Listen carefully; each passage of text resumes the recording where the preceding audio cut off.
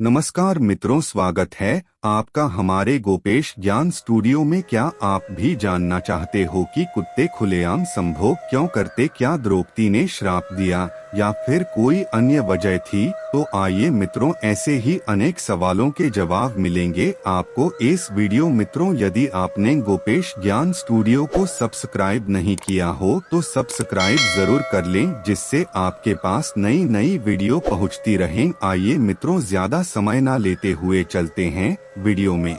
मित्रों, पृथ्वी पर बहुत से जानवर और पशु पक्षी और जीव जंतु हैं और सभी सहवास भी करते हैं, मगर आपने अधिकांश को खुलेआम सेक्स करते हुए नहीं देखा होगा। लेकिन कुत्तों के साथ यह समस्या जस की तस बनी हुई है। जी हाँ, कुत्ते तो बहुत पहले से यह काम खुले में करते नजर आते हैं। आखिर क्या है इसकी वजह है? मित्रों, क्या आपको पता है कि कुत्तों के द्वारा खुलेआम सहवास किए जाने को लेकर भी एक किंवदंती है। इन लोक कथाओं के मुताबिक कुत्ते द्रौपदी के श्राप के कारण खुले में ही सहवास करते हैं। हालांकि इसका कोई प्रमाण नहीं है, फिर भी ऐसा कहा जाता है तो सभी मानते हैं। फिलहाल आज हम आपको बताएंगे इस श्राप के पीछे के कारण। एक पल के लिए तो आप खुद चौंक जाएंगे। यह बात महाभारत काल की है। महाभारत में कौरव पांडवों की बीच हुई 18 दिनों की लड़ाई के अलावा और भी बहुत कुछ है जो आप जानकर हैरान रह जाएंगे। इनमें कौरव पांडव के जीवन से जुड़ी बातें भी शामिल हैं। मित्रों, स्वयंवर जीतने के बाद पांडव जब द्रौपदी को घर ले आए तो अर्जुन ने माता कुंती से कहा कि देखिए माता, हम क्या लाए हैं। चूंकि कुंती भी किसी काम में व्यस्त थीं, ऐसे में उन्होंने बिना देखे ही कह दिया कि जो भी लाए हो पांचों भाई बांट लो। हालांकि बाद में जब उन्होंने द्रौपदी को देखा तो वो खुद हैरान थीं कि यह मैंने क्या कह दिया। अब पांडव तो अपनी मां की हर बात मानते थे।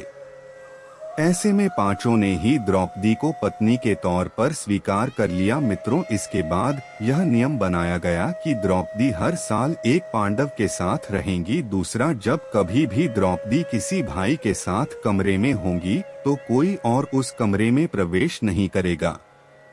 नियम के मुताबिक जब द्रौपदी जिस भाई के साथ एकांत कक्ष में रहती थीं, तो उसकी चरण पादुकाएं कमरे के बाहर रखी होती थी। यह एक तरह का संकेत था कि द्रौपदी अपने पति के साथ कमरे में हैं।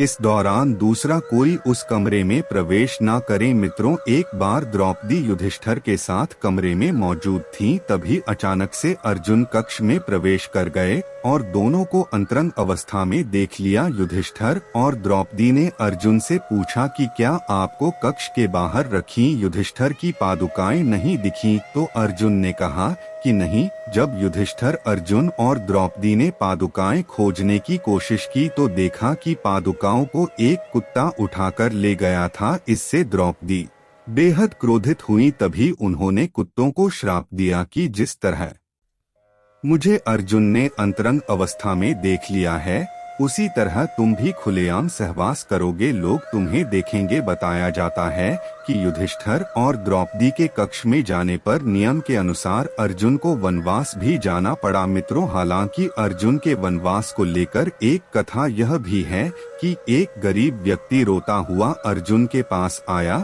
और कहने लगा कि मेरी गाय डाकू ले गए, मेरी मदद कीजिए। अब सारे अस्त्र शस्त्र तो युधिष्ठिर के कक्ष में थे। ऐसे में अर्जुन बिना देर किए कमरे में प्रवेश कर गए। अब चूंकि अर्जुन ने युधिष्ठिर और द्रौपदी को देख लिया था, ऐसे में उन्हें वनवास के लिए जाना पड़ा। दंतकथाओं और किंवदंतियों में कुत्तों के खुलेआम सहवास करने की वजह द्रौपदी का श्राप बताया जाता है। कुछ जगह लोक कथाओं में कहा जाता है कि युधिष्ठिर और द्रौपदी को अंतरंग अवस्था में भीम ने देखा था। अर्जुन के वनवास की कहानी जो भी हो, मगर दंतकथाओं में तो कुत्तों के खुलेआम सहवास का कारण द्रौपदी का श्राप बताया जाता है। तो मित्रों, ये वीडियो अब यही तक। अब मिलेंगे अगलो वीडियो में। नमस्कार।